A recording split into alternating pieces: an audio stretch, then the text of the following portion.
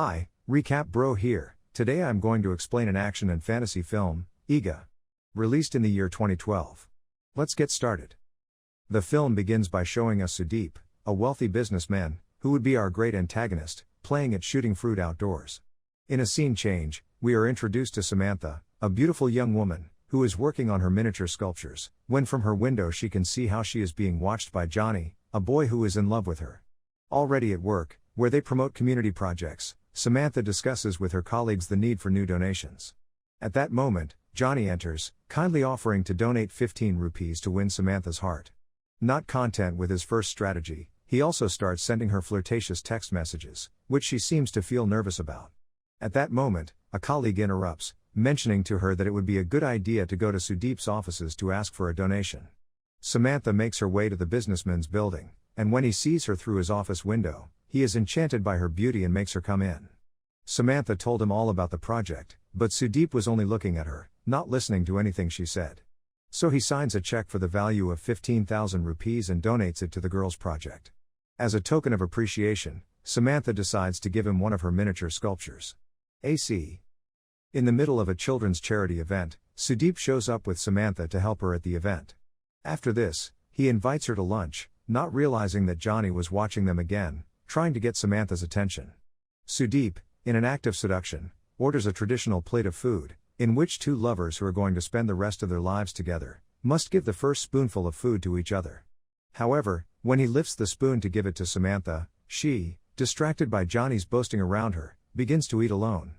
This arouses the annoyance of Sudeep, who looks at the place his guest was staring at, realizing who was the source of distraction. Sudeep wants to catch up with Samantha with her car, but when they were on their way, she sees in the rearview mirror that Johnny was following them with her motorcycle, so she asks to stop the car at that very moment and allows her to get off at the market where they were. It is there where Samantha and Johnny meet, and start buying fruit together, not realizing that they were being chased and watched by Sudeep's angry gaze. On her way out of work, Samantha realizes that she has no fuel in her motorcycle, so she decides to send a message to Johnny which, while he was confused, is enough to get his hopes up for a chance with the girl. He quickly goes to the place to help the girl, but when he mentions the message to her, she says that it was a mistake and that she never meant to write to him. Despite playing hard to get, Johnny realizes that she wanted him to accompany her, so they head to Samantha's house, giving rise to the first musical of the film. Once at her house and after singing things that made Johnny much more attracted to her, she arrives at his workshop and begins to sculpt a necklace for him. However, when she goes out the window so she can give it to him, he tries to cross the street and instantly disappears, being abducted by a passing van. The person in the van was Sudeep, who kidnaps Johnny and starts torturing him for messing with Samantha. After a big beating, Sudeep takes off his shoes and starts strangling Johnny. Finally, Johnny dies and his body is left for Sudeep's employees to pretend it was an accidental homicide at the center. Suddenly, a strange blue light comes out of Johnny's lifeless body, pretending to be his soul, and is lost in the leaves.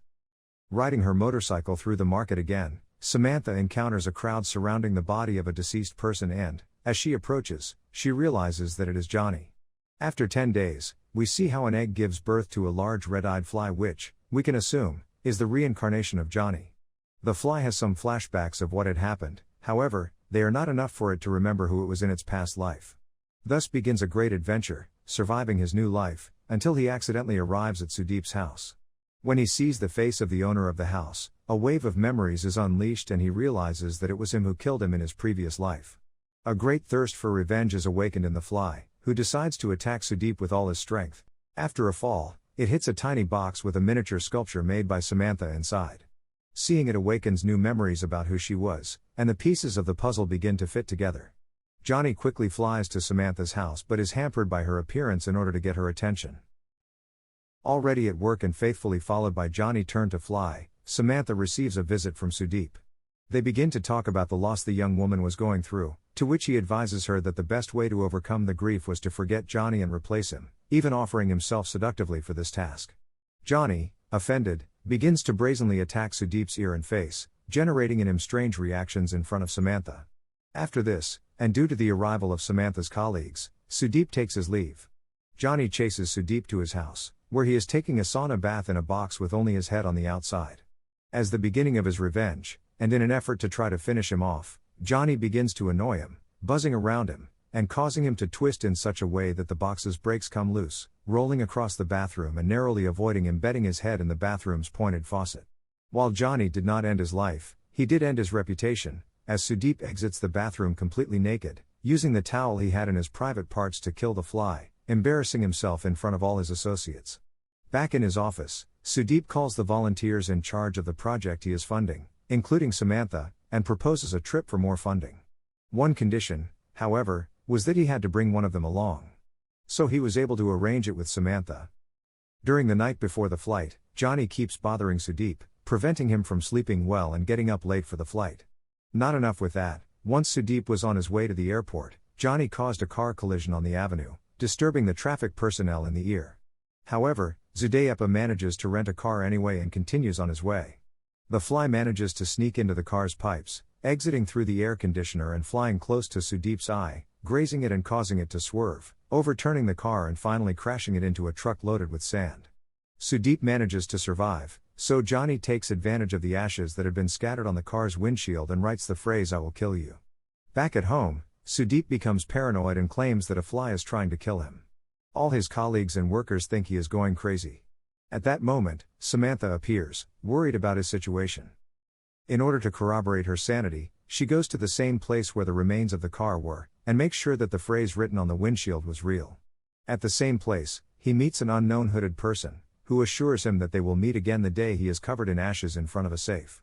Johnny returns to Samantha's house and decides to use drops of water on the counter to write a message, claiming he was the fly. Samantha, totally impressed, begins to pay attention to his movements, reading the message he wrote. Johnny claims that he had been reincarnated as the fly and Samantha believes him. She asks him if what had happened was an accident, but he affirms that someone had killed him. Taking advantage of a photo of Sudeep in a nearby newspaper, she points him out, blaming him for the murder. Still shocked, Samantha begins to draw conclusions and to understand the reason why the tragedy had occurred. Finally, she asks Johnny if he needed her to do something about it. He, with red paint, clearly marked a line on Sudeep's neck, implicitly asking her to be part of the revenge he was planning. Johnny and Samantha start working together. The girl uses her miniature sculpting skills, creating the fly with poison-resistant armor, tiny blades for its legs, a house, and training equipment.